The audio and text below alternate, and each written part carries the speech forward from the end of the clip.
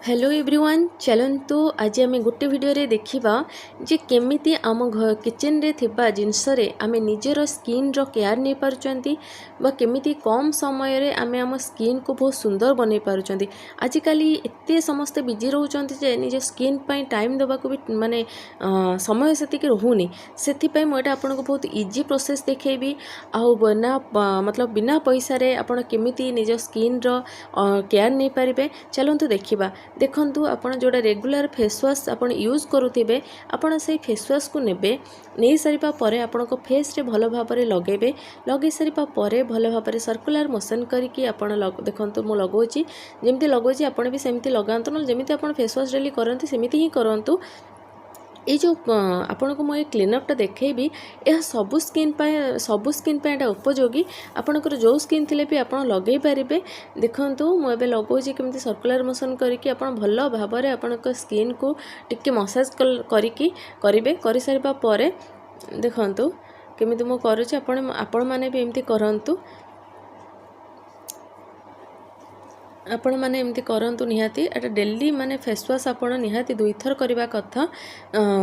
सकाळे करंतु न करंतु किंतु राति रे निहाती करिकि सोइबे कारण फेस वाश करिकि सोइबा द्वारा आपन को भलो निद भी हबो ता सहित आपण स्किन रु भी सब डस्ट पळेबो। आ जदि आपण न फेस वाश करिकि सोइबे ताहले आपनकर पिंपल्स हे जिवो जो डस्ट का रही जाए ना सेटा हम स्किन रे रहिबा द्वारा तापर हमर पिंपल्स हे जाए। देखंतु मोर एठी प्राय हेई सलाणी मु फेस वाश करि सलेणी करि सारिबा परे मु एठी वाश करि नउची मोर फेस को आपण भल भाव में जेहेतु एटा ठंडा दिन अच्छी आपण नख उषम पानी रे टिके आपणकर फेस को वाश करेंगे। जदि बेसी ठंडा पानी रे आपण वाश कर दउचंती ताहले आपणकर स्किन टा टिके ड्राई हे जिवो। देखंतु एठी मु मोर फेस को वाश कर सारली वाश कर सारिबा परे आपण कौन करेंगे स्क्रब लगे जदि आप स्क्रब लगौथिबे मु स्क्रबटा जेहेतु सकाळे लगे देइथिली सेति मुझे स्क्रब आ लगेलिनी। आपण जानिथिबे स्क्रबटा सब मासक मात्र 2 थर करबा कथा सेति मुझे स्क्रब आ लगे कि आपण देखौनी सेति आपण जदि गोलाप जल लगौथिबे किबा टोनर लगौथिबे तो ताको कॉटन रे नेबे नै कि आपण एमदी फेस रे तापर लगेबे। मु टोनर यूज करूची देखंतु आपण भाबिबे जे मु फेस वाश करदेली आ स्क्रब करनेली किंतु मो स्किन टा पूरा क्लीन हो गला आगे केबे सेबिति हुएनी। देखंतु मु भी सेमति आगु भाबुतिली जे मु तो फेस वाश कली आउ कोन पोछा पोछि करिवि किंतु आपण देखिबे फेस वाश कर सारिबा परे स्क्रब कर सारिबा परे कॉटन गोटे नै कि आपण जदि आपनकर फेस को माने एमति पोछुचंती देखंतु केते डस्ट सेठी अछि केते माने बाहरुची ये डस्ट गुड़ा जब रही निहाती भाव में आपन स्किन टा ड्राई हो से आप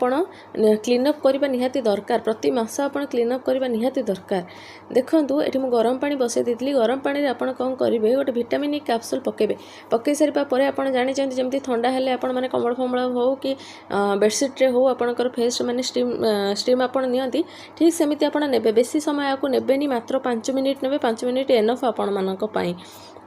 देखंतु मुझे नहीं सारी नहीं सारा पर कौन हुए स्किन रे माने टिके भल भाव माने ग्लोटा भी आसे। देखंतु मुझे नहीं सारी नहीं सारा पर एबे मु माने ताको आपण धोइबेनी ताको आपण पोछि देबे गोटे परिष्कार कपड़ा रे आपण को फेस टा को टिके पोछि नेबे। पोछि नहीं सारा पर मोर एटा लास्ट स्टेप जोटा मु आपण को देखौची समस्त घरे निहाती थिबो बेसन थिबो हळदी थिबो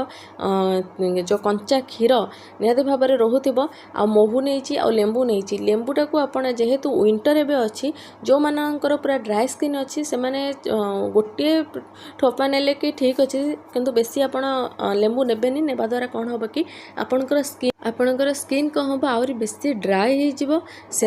आपण लेंबू टिके कम पकेबे एठी। देखंतु एटा समस्त घरे तो निहाती अवेलेबल थिबो तापरे कौन करेंगे आपड़ यहाँ को पंचरत्न बोली कह जाए जोटा आम माँ मैंने आगु बहुत यूज करुले एत केमिकल जिनस से बाहरी नाला कि से एते सारा जिनस लगो नथिले सेतिपई तो स्किन गुड़ाक बहुत सुंदर थाए आ देखले लगे कि माँ तोर स्किन एते सुंदर केमिति हैला।